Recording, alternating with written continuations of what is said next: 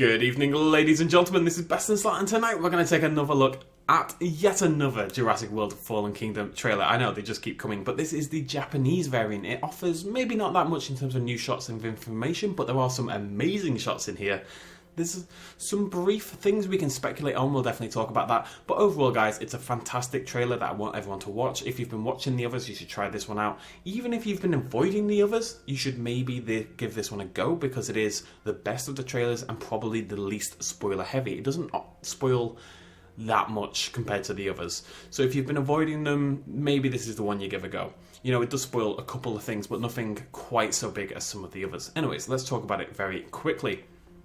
As I said, I've only got like 8 slides on this. I don't know why I'm running like little PowerPoint slideshows, but we are. This is one of the first, I think this is a new shot. It's hard, sometimes some of these might not be new shots. It's kind of hard to remember given we've had so many trailers. But I really just wanted to highlight both this dude here, because he's just pumped out of his absolute mind. I'm sure he's meant to be waving the vehicles on, but he just looks like he's fist bumping in the air. He's so hype about these trucks. And the trucks are interesting because these are very, very military looking vehicles. Very, very professional, very, very tough. And I would, if I was the DPG, I would be suspicious of a company that claims to be about helping animals and such. Assumedly, that's why they're going on the island. That's why the DPG eventually feels betrayed. And yet they're rolling around in vehicles like this. I would be a little suspicious of that. And I wonder if that will be addressed in the film. Good looking trucks though. And we get another shot of them. They're approaching the park. Obviously, this dude is still there, pumping away, having the time of his absolute life. This is, of course, just near the start of the film. They're approaching. They're getting ready to capture the dinosaurs, rescue the dinosaurs, as far as the DPG is aware. Then we get this. This is interesting.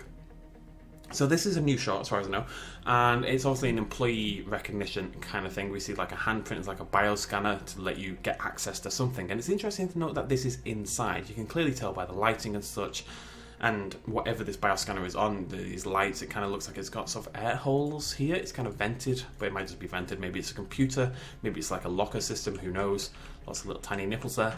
And we get another shot here. This is clearly Claire's arm. You can see by this sort of muted jacket colour, this sort of muted army green, and we'll see that again in a second.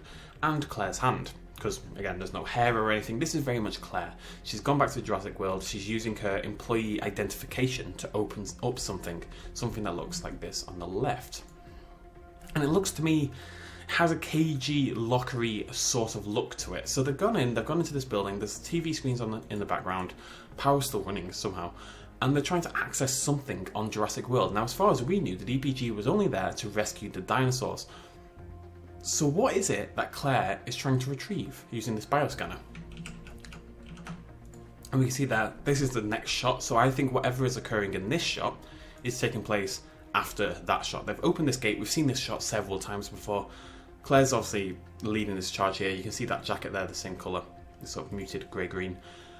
They've gone inside this building and they've activated the bioscanner. But what is it? What is it that she's trying to access? Because it's not a dinosaur, it's something else. Is it embryos? Is it DNA? We've seen that there's a case of embryos later on in the trailer. Dr. Henry Wu has one. However, he did save some embryos at the end of the last film, so that's probably what that is. Is she trying to retrieve her own version of dinosaur DNA? This is before they're betrayed, because I believe this guy on the left, who you only got the shoulder off in this shot, is the guy, like the head of the Lockwood mercenaries.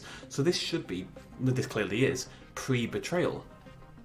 Is she retrieving more dino DNA with the hopes of, you know, like when we have modern animals go and get extinct, we kind of keep their DNA in the hopes that we can bring them back to life.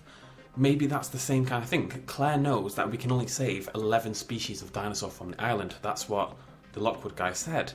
So she knows, let's say the Brachiosaurus is going to die out, and she thinks to herself, right, let's get some Brachiosaurus DNA. Maybe we can bring it back down the line. Is that what's going on here? Who knows? Speculate down below. We get another shot here. This is, of course, blue. I just want to mention this quote. I can't remember if this is already been said before in one of the previous trailers, but I just wanted to highlight it completely because there's been a lot of debate about this. People have been saying there's 2 options for Blue and the Indoraptor. We know that the Indoraptor has Blue's DNA in it, but some people have been suggesting that maybe the crazy Indoraptor we see doesn't have Blue's DNA, and they want Blue's DNA to make like a Indoraptor 2.0, a more controllable version of that Indoraptor. I think this quote of saying Blue's DNA will form the architecture of a completely new creature suggests to me very much that the current Indoraptor given all this quoting takes place over the top of images of the Indoraptor as well, that the current Indoraptor we see has Blue's DNA already in it. So at some point, once they capture Blue from Isla Nublar, until they get to Lockwood, that is the gestation and sort of rearing period of the Indoraptor. Now that could only be a handful of months. Some people have said, well, the Indoraptor will have grown up too quickly then. But it's long been established in Jurassic Park canon that these dinosaurs can grow to full size at a fairly alarming rate. Jurassic Park Operation Genesis had a hatchery speed-up mechanism. There's files on the DPG website that talk about similar things, so I suspect that is the case. Moving on. Don't know why I have this in the shot, but it's like the first time I've really noticed the red eye, and I just thought it was cool, so there we go, it's a red eye. The next two shots are the next shot, sort of. It's from an existing scene, but it's probably the coolest shot, so I just had to include it. Ow, there we go, we get a shot from the perspective of the helicopter as the Mosasaurus attacks the guy we see hanging from the ladder. Now, of course, they've gone to Jurassic World to get something. He's running away from Rexy, jumps onto the ladder, swings over the Mosasaurus paddock. Rexy's roaring away in the background, sad that she missed her meal. He thinks he's alive, he thinks he's safe. Mosasaurus pops up and eats him. He, again, is kind of... I'm sure he's... Oopsie daisy. I'm sure he's trying to say, you know, go faster, get me up, get up, climb, away from this bloody Mosasaurus.